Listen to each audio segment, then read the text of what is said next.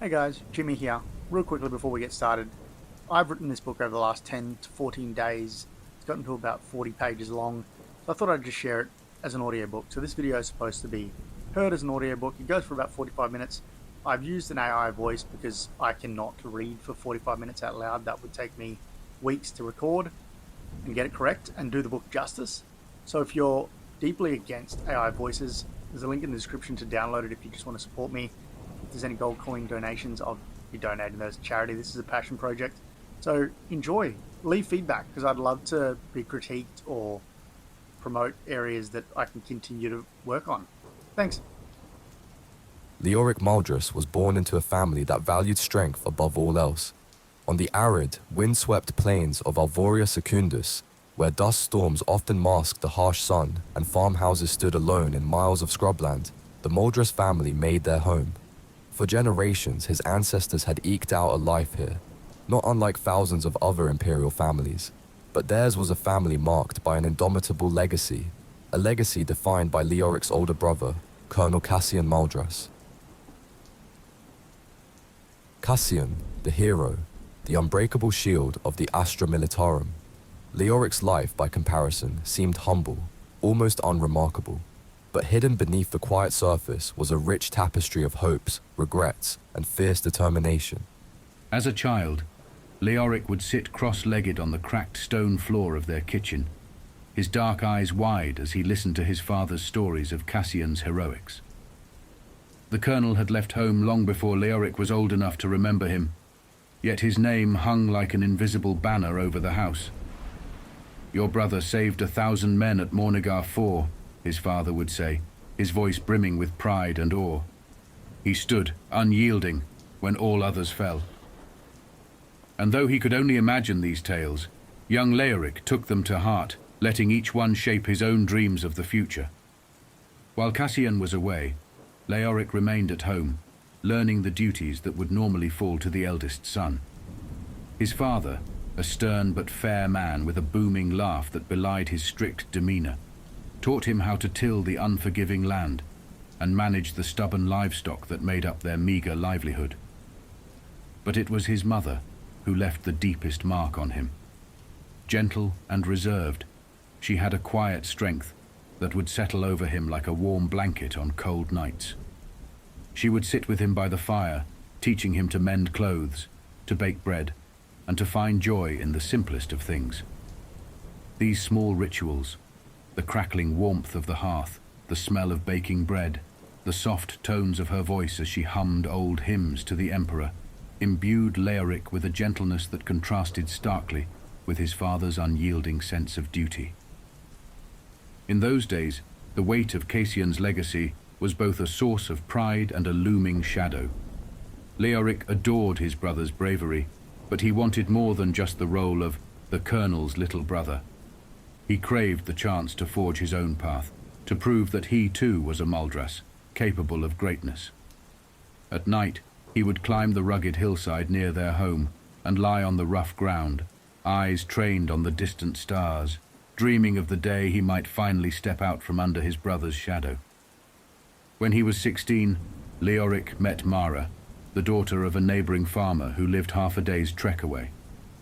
She was sharp-tongued and quick to laugh, with hair that caught the golden light of dusk and eyes that flashed with unspoken wit. In her, Leoric found a rare spark of rebellion, a boldness that was unlike anything he'd seen in his quiet, disciplined life. They would steal away to hidden corners of the farm, whispering dreams of escaping their small, forgotten corner of the Imperium. Mara wanted to join the merchant fleet, to see worlds untouched by the endless wars.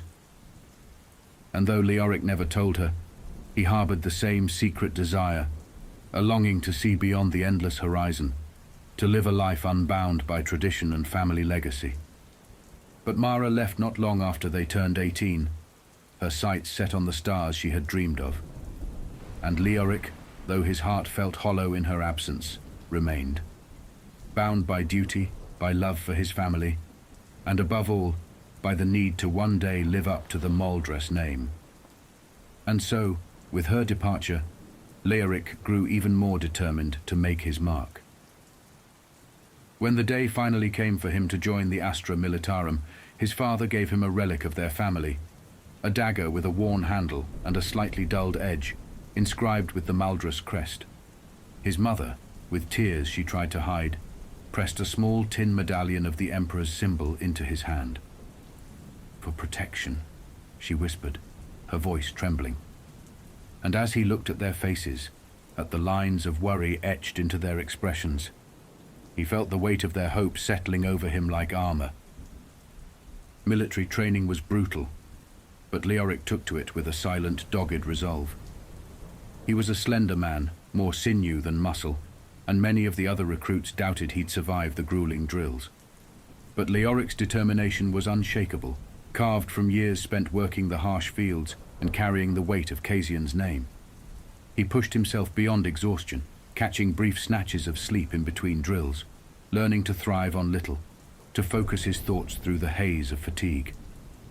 Even as his body protested, even as his hands bled and his limbs ached, he pressed on, driven by the desire to become more than just the younger Maldras.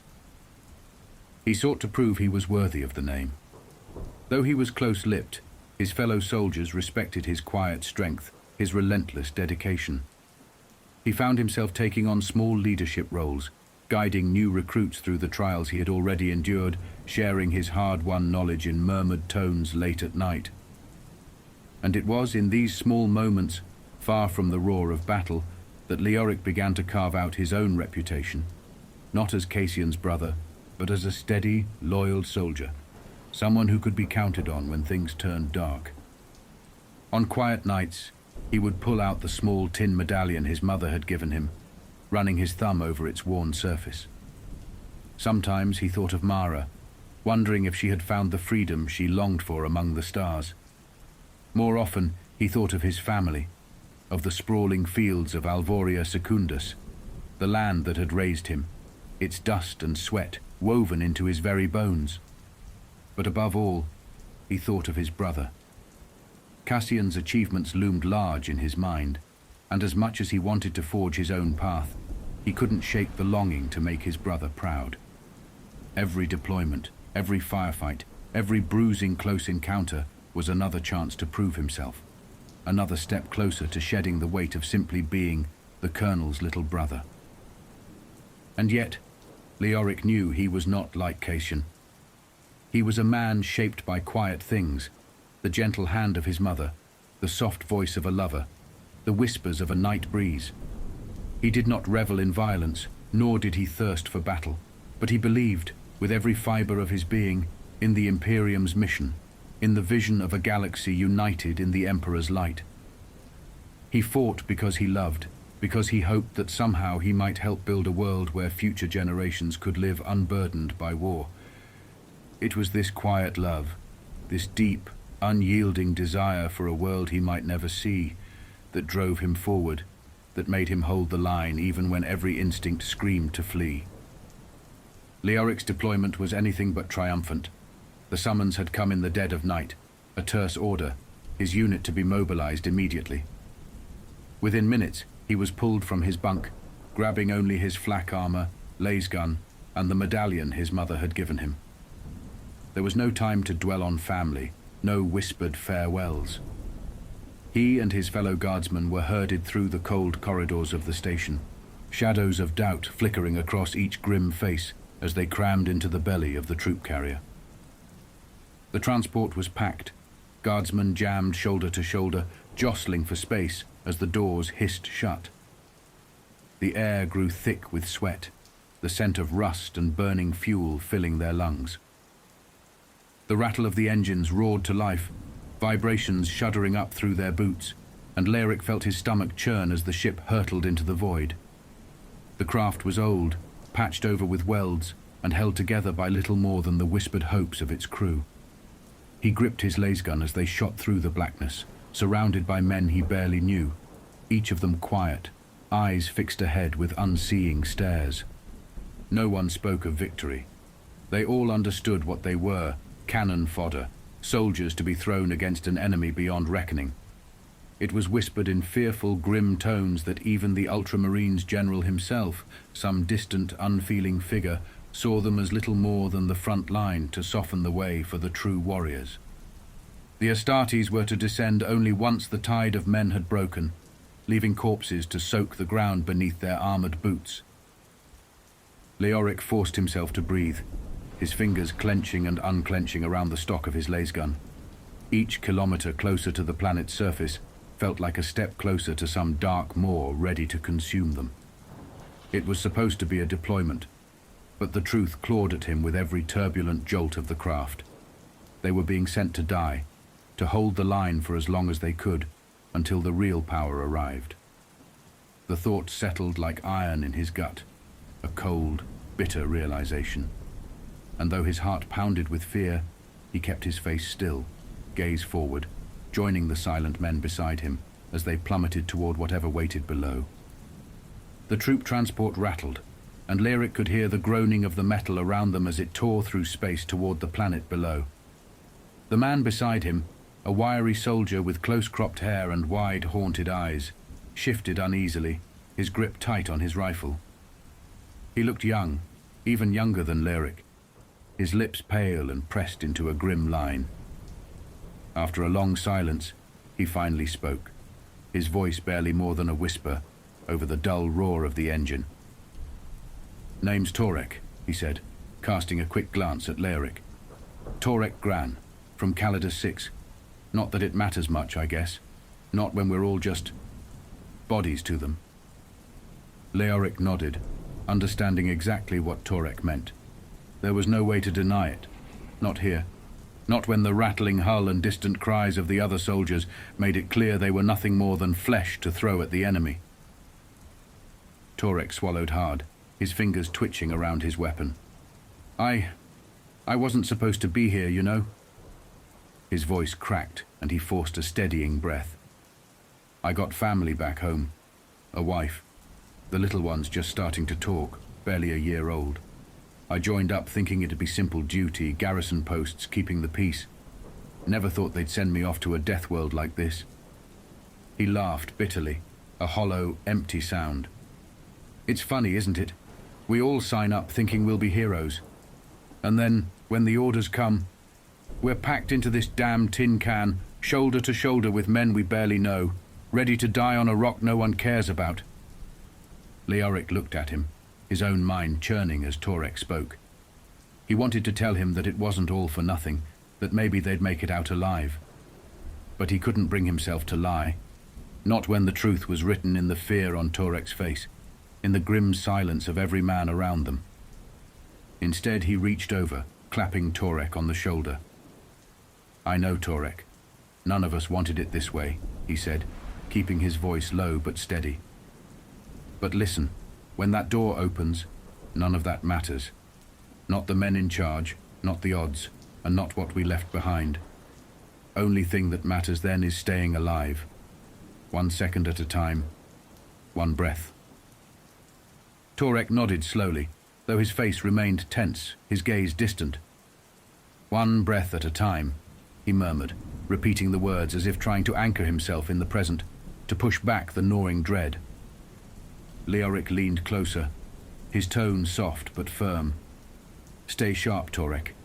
When we hit the ground, keep your head down. Cover me. I cover you. We're going to need each other to get through this." For a moment, Torek's eyes seemed to clear, a spark of resolve flickering to life beneath the fear. He straightened slightly, nodding, and managed a strained smile. Right. Cover each other. Maybe, if we're lucky, we'll be the ones left standing when the Marines finally get here." Leoric nodded back, feeling the weight of Torek's hopes resting on his shoulders.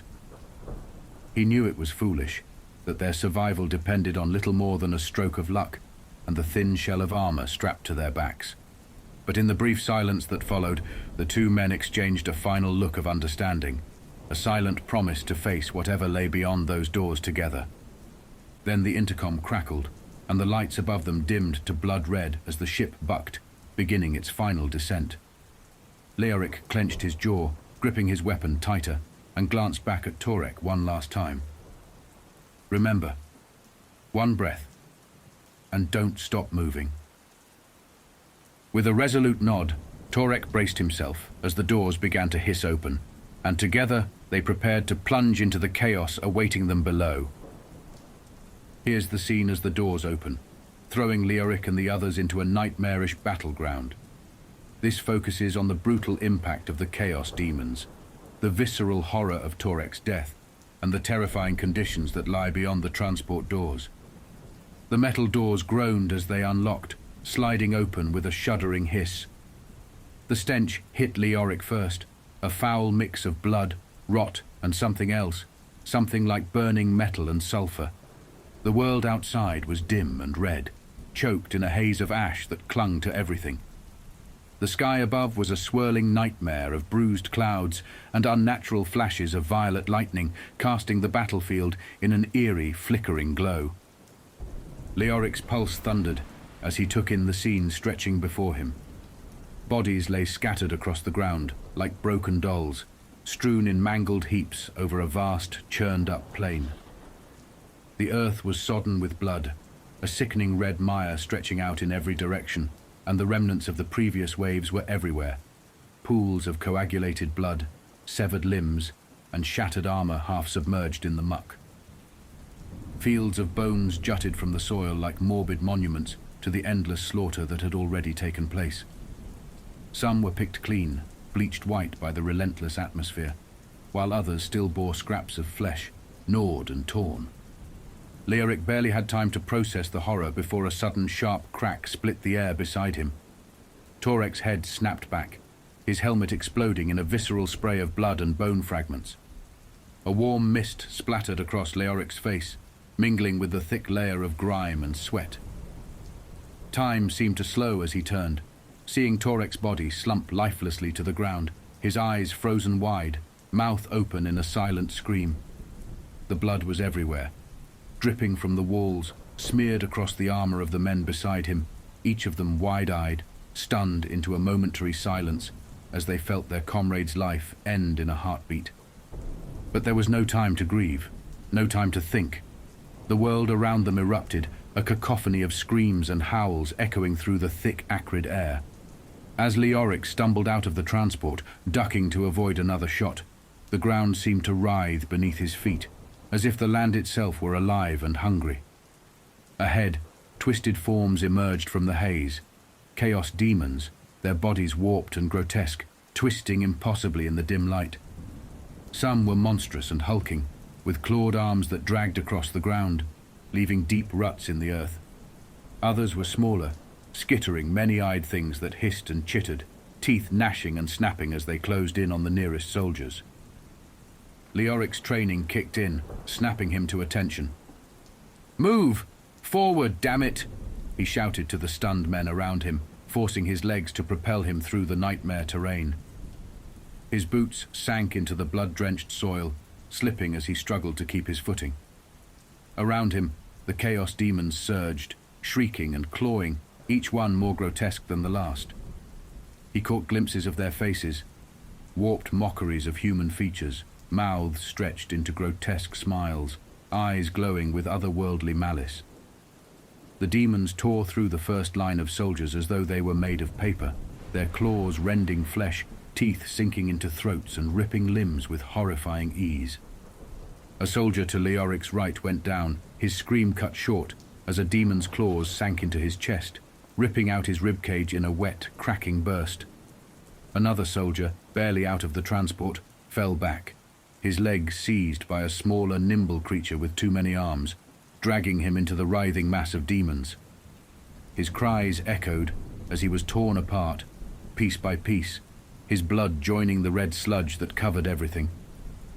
Leoric fought to keep his breathing steady, raising his laser gun and firing wildly into the fray. The shots hit their marks, but the demons barely slowed, some even seeming to relish the pain as they surged forward, eyes gleaming with delight as they shrugged off the blasts. With every step, Leoric felt his feet sink deeper into the blood-soaked ground, the thick muck clutching at his ankles, each step feeling like it was dragging him down, binding him to the cursed soil. Through the haze, he could see what lay ahead, a makeshift trench carved out of the dirt, lined with bodies and shredded armor. What guardsmen remained were huddled within it, backs pressed against the wall, eyes wide and haunted as they fired blindly into the sea of claws and fangs closing in. The trench was the only refuge, though it barely offered any cover from the snipers that picked them off one by one. Leoric felt his resolve tighten, the horror around him forcing him into a brutal clarity. He grabbed the nearest soldier, pulling him forward. "Keep moving! Don't stop!" he barked, barely recognizing his own voice as it cut through the noise. His mind screamed at him to run, to turn back, but there was nowhere to go. Behind them was the cramped hold of the transport, already filled with blood and bodies. Before them was death itself, gnawing and snarling, unrelenting in its hunger. A demon broke through the line ahead, leaping with unnatural grace, claws extended as it pounced on another guardsman, ripping into his chest. The man fell, gasping, his hands slipping in his own blood as he tried to crawl back, but the creature was on him before he could even scream. Leoric fired, his shot hitting the demon squarely, but it only snarled in response, turning its horrible, eyeless face toward him before launching itself at the next soldier.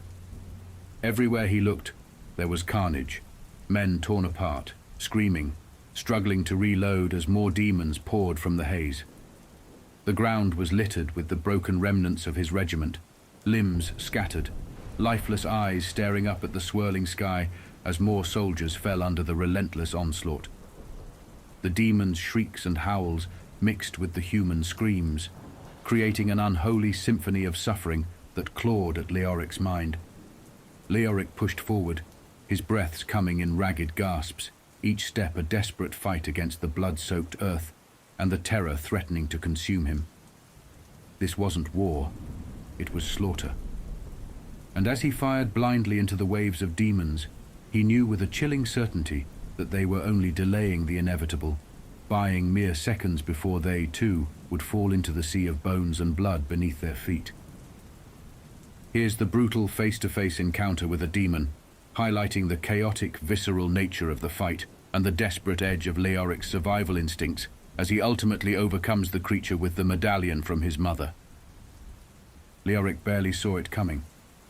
A shadow shifted in the haze, the grotesque form of a demon slithering out from the mist with a hiss that sent a jolt of ice-cold terror through his veins. The creature was massive, its skin a sickly green, stretched taut over a ribcage that jutted out like broken daggers. Its head twisted at an unnatural angle, lidless, yellow eyes locking onto him, its mouth pulled into a wicked, slavering grin that bared rows of jagged, needle-like teeth. The air around it crackled with a sickly green energy, the stench of rot thickening as it advanced on him, each step dragging claws through the blood-soaked ground with a sickening scrape. Leoric raised his laser gun, firing off 3 shots that struck the creature in the chest, burning into its flesh and sending up plumes of acrid smoke. But the demon only sneered, absorbing the blows with a shudder before it lunged at him. He barely managed to twist to the side, his heart hammering as the demon's claws swiped inches from his face, slicing through the air with a sound like tearing fabric. Before he could react, the creature's other claw whipped around, slamming into his chest with a force that sent him sprawling backward, his back hitting the ground hard. The impact knocked the air from his lungs, leaving him gasping as the demon loomed over him, its jaws unhinging wider than any human's should. A viscous drool, thick and dark, dripped from its maw, hissing as it splattered onto the ground beside his head. The demon's claw wrapped around his throat, its grip cold and unyielding. Leoric struggled, clawing at its arm, his fingers slipping on its slimy skin as the creature's grip tightened, cutting off his air. His vision began to blur at the edges, dark spots creeping in as the demon leaned in close, its fetid breath filling his nostrils. Human flesh, so soft, so easy to tear, it rasped, each word dripping with malice. With a desperate surge of strength, Leoric brought his knee up, slamming it into the creature's ribs. It grunted, loosening its hold just enough for him to twist out from under it, rolling onto his side and gasping for air. But the reprieve was short-lived. The demon lashed out again, its claws raking across his side, tearing through the fabric of his armor and cutting deep into his flesh. The pain was blinding, a white-hot flare that made his vision swim, but he forced himself to stay focused, his hand scrambling for anything that could help him. His fingers closed around the small, battered medallion his mother had given him, its surface worn smooth from years of handling. In the chaos, it had slipped out from his pocket, lying in the blood and muck beside him. He grabbed it, the cold metal grounding him, giving him something to hold on to as the demon bore down on him again, its claw raised, ready to strike the killing blow. With a snarl, Leoric swung the medallion, the metal glinting as he drove it upward, plunging it into the demon's neck with all the strength he could muster. The demon's eyes widened in shock, its mouth opening in a guttural scream as the holy symbol burned into its flesh, smoke rising from the wound. It staggered back, clawing at its neck as the medallion seared into its corrupted skin, the faint symbol of the Emperor's sigil burning bright against the demon's unholy form. Leoric didn't stop. Fueled by pain, fear, and a raw, desperate anger, he lunged forward, gripping the medallion even tighter as he drove it deeper into the creature's throat, twisting it with every ounce of strength left in him. The demon shrieked, its body convulsing, black blood spurting from the wound and splattering across Leoric's face and armor. Its claws flailed, slicing through the air as it tried to wrench itself free, but Leoric held fast, his teeth clenched as he drove the symbol further, feeling the daemon's skin blister and burn under his grip. With one final choking gasp, the demon's body went rigid, its eyes rolling back as its mouth twisted into a grotesque rictus of pain. The creature shuddered, its form dissolving into a thick, noxious smoke that seeped into the ground, leaving behind only the acrid stench of burned flesh and the faint, sizzling outline of the medallion in Leoric's hand. Leoric staggered back, panting, his body trembling as he looked down at the still warm medallion clutched in his blood-slicked fingers. His chest heaved, his muscles screaming from the effort, but he forced himself to stand, lifting his head to face the battlefield once more.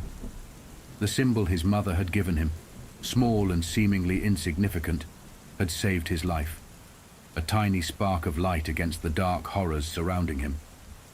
But there was no time to rest. All around him, the battle raged on, and though his heart still hammered with the terror of the encounter, Leoric knew he had to keep moving, to fight through the nightmare for just one more breath.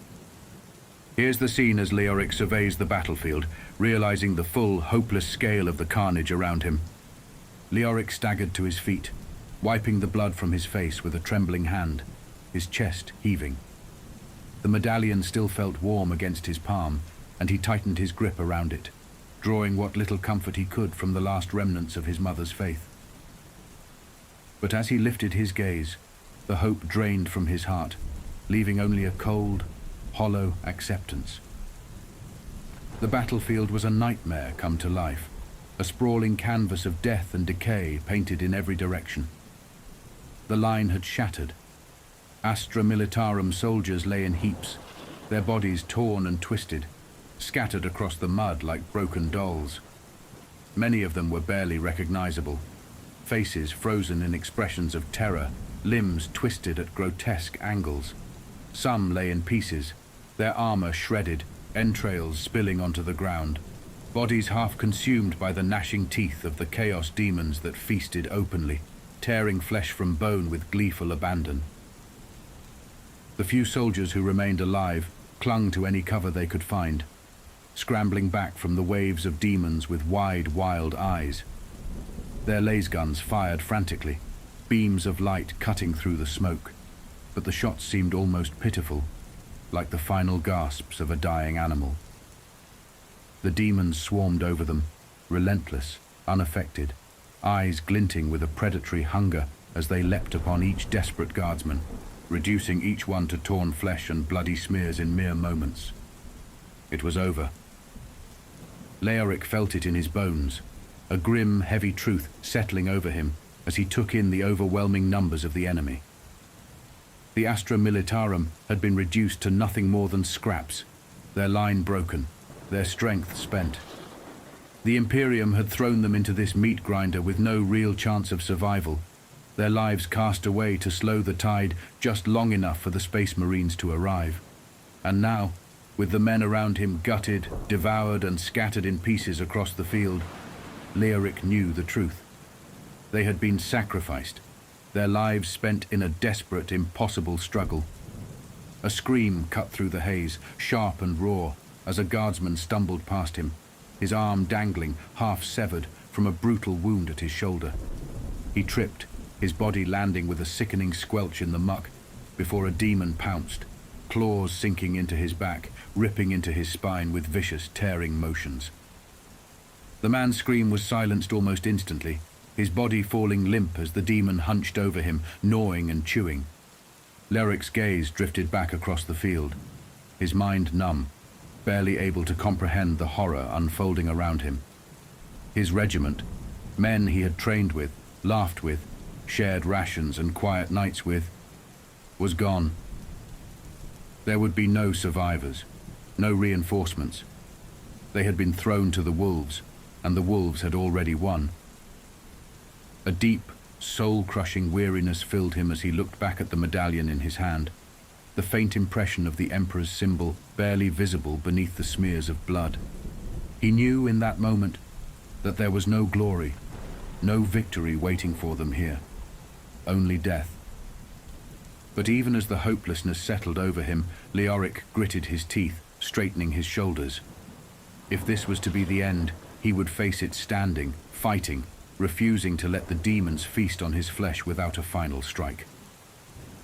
With a final, resolute breath, he raised his lasgun, his gaze hardening as he stared into the sea of demons swarming around him. The battle was lost, but Leoric Muldras was not done fighting. Here's the scene as Leoric witnesses the awe-inspiring descent of the Ultramarines, emphasizing the lore and grandeur of their arrival. Just as Leoric felt the weight of despair pulling him under, a distant rumble rolled through the battlefield, deep and powerful, shaking the very ground beneath his feet. For a brief, impossible moment, the howls of the demons and the screams of the dying seemed to quiet, all eyes turning skyward. Through the thick haze, streaks of light shot down from the heavens, like blazing meteors hurtling toward the planet's surface. Drop pods. The Astartes had come. The sigils were unmistakable. Dark blue with shining silver trim, adorned with the white U insignia of the Ultramarines. These were warriors of the 13th Legion, descendants of Guilliman himself, soldiers bred for unyielding discipline and strength. The Ultramarines had been revered across the Imperium as paragons of loyalty, precision, and tactical genius. And now, in Leoric's darkest hour, they had arrived. Each pod landed with an impact that sent shockwaves through the ground, the heavy doors bursting open with a hydraulic hiss as the Ultramarines stepped out in formation. They were enormous, towering over the battlefield, clad in the unmistakable cobalt armor of the Second Company, led by the formidable Captain Cato Sicarius himself, a name that echoed through the ranks of the Astra Militarum as a legend of unrelenting skill and honor. The captain's armor gleamed even amid the carnage, polished ceramite marked with honor studs and laurel wreaths, an iron halo glinting above his head, shimmering with an otherworldly light. His helm was shaped like the face of an avenging god, the eye lenses glowing a piercing blue as they scanned the battlefield. In his hand, he carried the Tempest Blade, a relic power sword whose history stretched back to Guilliman's earliest campaigns. The weapon seemed to hum with restrained power, pulsing in time with Sicarius's heartbeat, a blade that had struck down traitors, Xenos, and horrors beyond counting. The rest of the Ultramarines advanced in perfect synchrony, their bolt guns raised, each movement a testament to their rigorous training and unparalleled discipline. They spread out in practiced formation, carving a path through the chaos, their presence imposing, almost otherworldly. Even amidst the carnage, their armor shone with an unblemished, almost regal blue, a stark contrast to the blood-soaked landscape. To Leoric, they looked like mythical giants, living avatars of the Emperor's will, every inch of them embodying the ideals of the Codex Astartes. For a fleeting moment, Leoric felt something close to awe, a feeling he had never known in the chaotic violence of the front lines.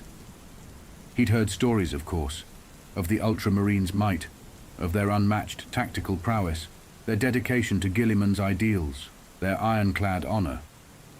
They were legends, tales told by firesides back on Alvoria Secundus, mythical heroes who brought hope to the faithful. But seeing them in battle, here in this forsaken hellscape, was like witnessing a miracle.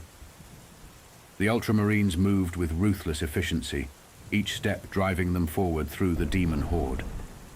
Their bolt guns fired with methodical precision, each shot a direct kill, explosive rounds tearing through demons with merciless accuracy.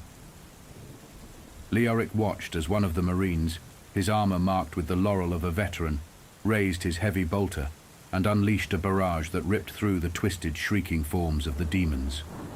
Another Marine, an apothecary marked with the white armor and red cross of the chapter's healers, tended to a wounded soldier with swift, calculated movements, his massive, gauntleted hands as precise as a surgeon's. Captain Sicarius led the charge, his Tempest blade singing as it cut through the air, each strike perfectly placed, every movement a display of mastery. With a single sweep, he decapitated a towering demon, the creature's head separating from its shoulders with a wet, meaty thud before its body dissolved into foul smoke. Another demon lunged at him, claws outstretched, but Sicarius stepped aside with effortless grace, driving his blade into its gut and twisting as the demon writhed in agony. Leoric could barely breathe, barely think. To witness an Ultramarine in battle was to see war itself transformed into something almost beautiful, a display of skill so flawless it felt unreal. Each step they took was a stride closer to victory, each strike a hymn to the Emperor's will. They were warriors, yes, but they were also symbols of hope and purpose, standing as living proof that the Imperium would not falter in the face of the enemy. But as Leoric took in the scene, he couldn't shake the cold, brutal truth lurking beneath it all.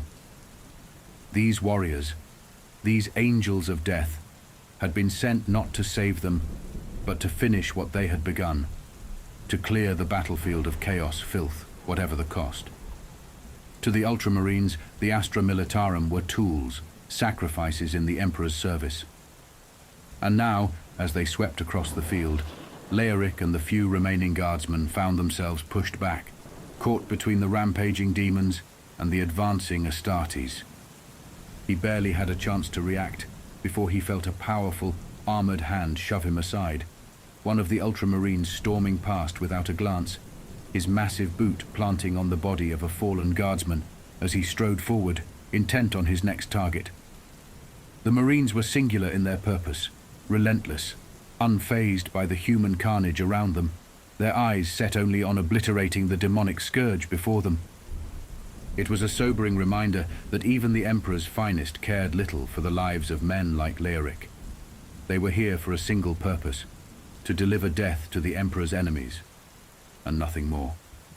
And yet, as he looked at Sicarius leading his men, cutting through the demons like an unstoppable force, Leoric felt a flicker of courage rekindle within him. The battle was over for the Astra Militarum, but he still had his weapon, he still had his hands, his feet, his voice. If this was to be his last fight, he would stand and face it, not for the Ultramarines or for glory, but because it was all he knew how to do. With a deep breath, he raised his lasgun, steadying himself amid the chaos, and braced for what was to come.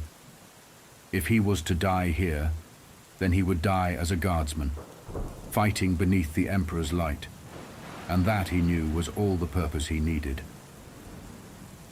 Here's the tragic final scene as Leoric falls to the chaos of battle, cut down by an Ultramarine with brutal indifference, symbolizing the harsh, unforgiving nature of war in the Imperium. The battle raged on around him, the Ultramarines carving a path of destruction through the chaos-spawned horrors that still littered the battlefield. With each passing second, the Astartes pushed the daemons back, relentless and unyielding, their bolters thundering, power swords crackling as they cleaved through the warp-twisted abominations. The tide was turning, the Ultramarines were gaining ground, and the demons, for all their ferocity, were being driven back in bloody, ragged lines. Leoric fought alongside them, his lasgun firing off shot after shot as he struggled to stay upright, his body aching, his wounds pulsing with pain. But something within him surged with grim determination. He would fight as long as he had breath in his lungs. The screams of dying guardsmen and demons alike filled the air, merging with the endless roars of the Ultramarines in their righteous fury. To his left, an Astartes wielding a bolter reduced a charging demon to pulped flesh in a single shot, and to his right, Captain Sicarius himself engaged a massive clawed creature, each strike of his Tempest blade sparking with lethal energy. Then, amidst the chaos, Leoric took a step forward, his gaze locked on a demon clawing its way through the mud, its gaze flicking between the Marines and the remaining Guardsmen. He raised his lasgun, aiming for its head. But before he could pull the trigger, a blur of cobalt blue armor swept past him. Leoric barely had time to process what was happening.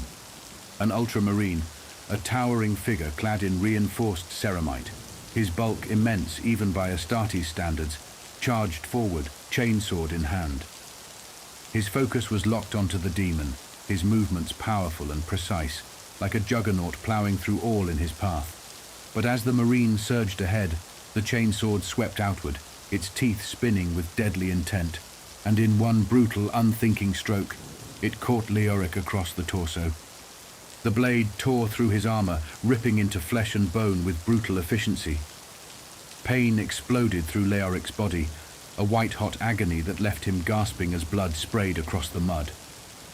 He stumbled, the shock robbing him of speech, his vision blurring as he crumpled to the ground.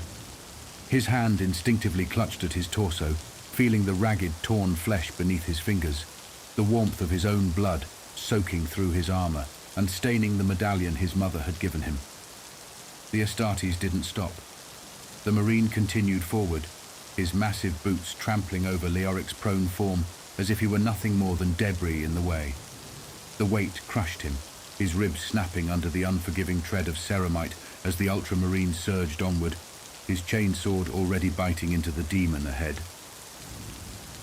Leoric lay helpless, half buried in the blood-soaked mud, each breath a shallow, choking gasp as the world tilted, the sounds of battle fading around him.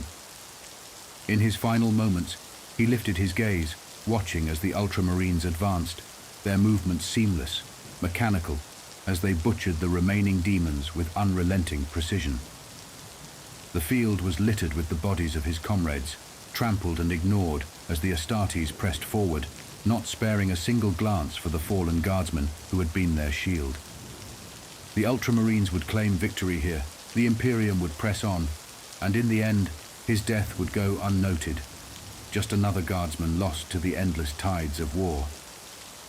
The light above flickered, and Leoric's hand fell to his side, the medallion slipping from his grasp, sinking into the mud. His vision grew dim, the sounds of the battlefield fading into a distant murmur, until finally there was nothing but silence. The war raged on. Leoric was forgotten, as all guardsmen are.